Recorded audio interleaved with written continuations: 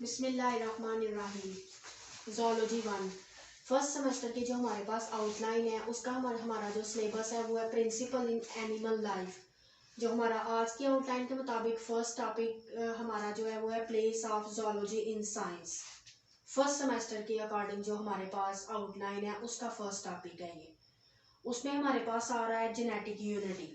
Genetic unity क्या है? Genetic unity present in organism, तमाम ऑर्गेनिज्म के अंदर जेनेटिक यूनिटी जो है वो मौजूद होती है। अब जेनेटिक यूनिटी क्या है?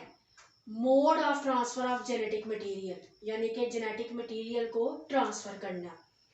जैसा कि हम जानते हैं कि जितने भी हमारे पास ऑर्गेनिजम्स हैं, जो एनिमल्स और प्लांट्स हैं, वो अपना जेनेटिक मटेरियल, अपना डीएनए जो है वो अपने से पेरेंट्स से ऑफस्प्रिंग में जो है वो ट्रांसफर करते हैं। तो जेनेटिक मटेरियल जो है वो ट्रांसफर होता है एनिमल्स के अंदर भी और प्लांट्स के अंदर भी। जो एनिमल्स होते हैं वो भी अपना जेनेटिक मटेरियल अपने ऑफस्प्रिंग्स में ट्रांसफर करते हैं, और ऐसे ही प्लांट्स जो हैं वो अपना जेनेटिक मटेरियल जो है ट्रांसफर करते हैं।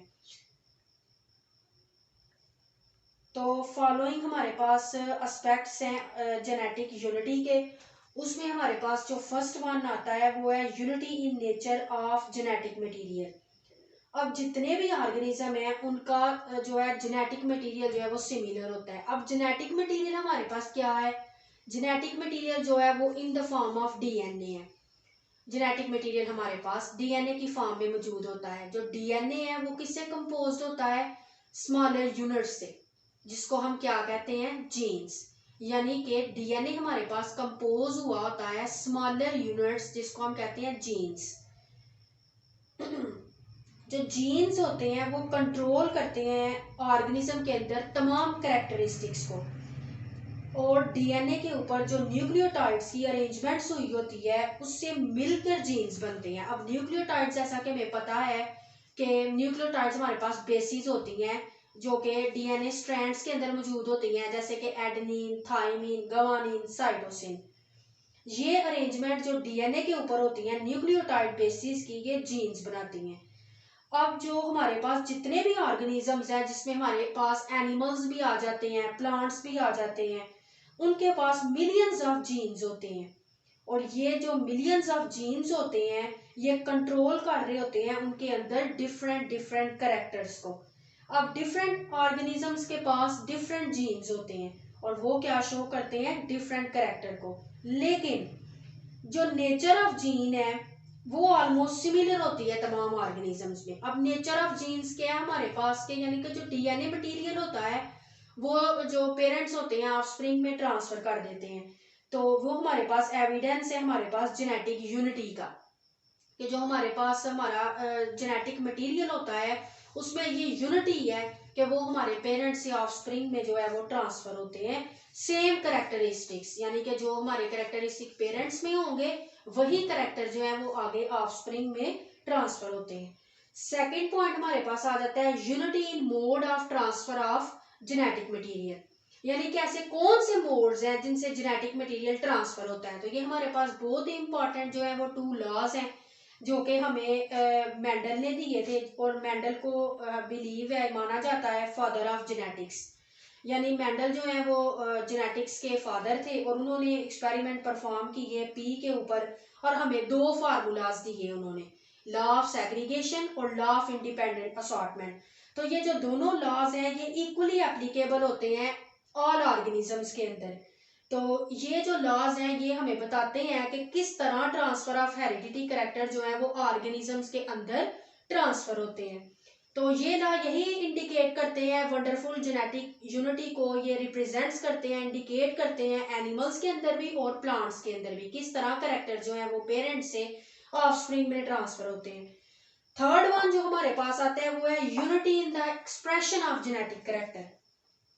अब ये हमारे पास क्या है कि डीएनए जो है वो हमारे पास डिवाइडेड होता है 3 ट्रिपलेट न्यूक्लियोटाइड्स में। तो जो न्यूक्लियोटाइड्स हमारे पास होते हैं वो हमारे पास उनके होते हैं जेनेटिक कोड। हमारे पास ये जो जेनेटिक कोड होते हैं, ये जेनेटिक कोड हमारे पास सिंगल अमाइनो एसिड्स के लिए होते हैं। और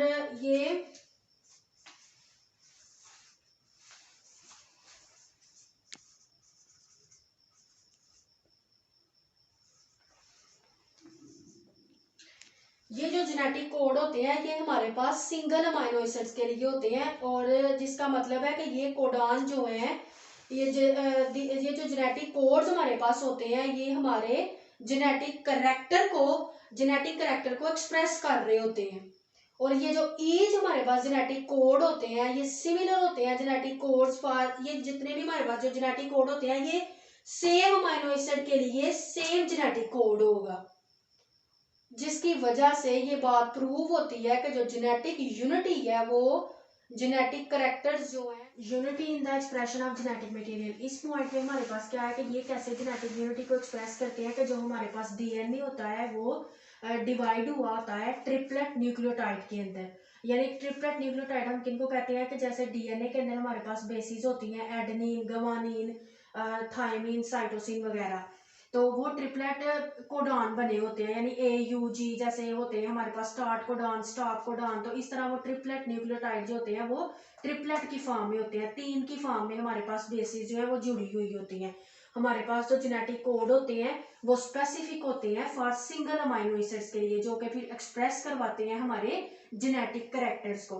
और उसके अलावा हमारे पास जो जेनेटिक कोड होते हैं हमारे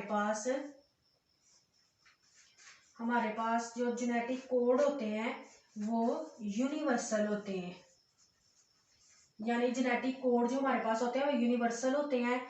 और उसके पास जो हमारा होते हैं ये सिमिलर जो हमारे पास जीन्स होते हैं,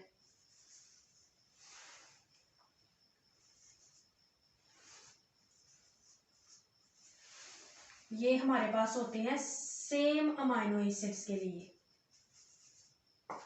हमारे पास जो सिमिलर जीन्स होते हैं वो सेम अमाइनो एसिड्स के लिए ही सिमिलर होते हैं।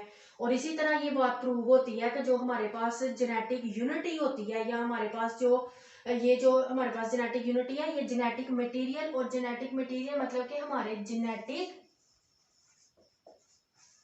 करेक्टर जो हमारे पास होते हैं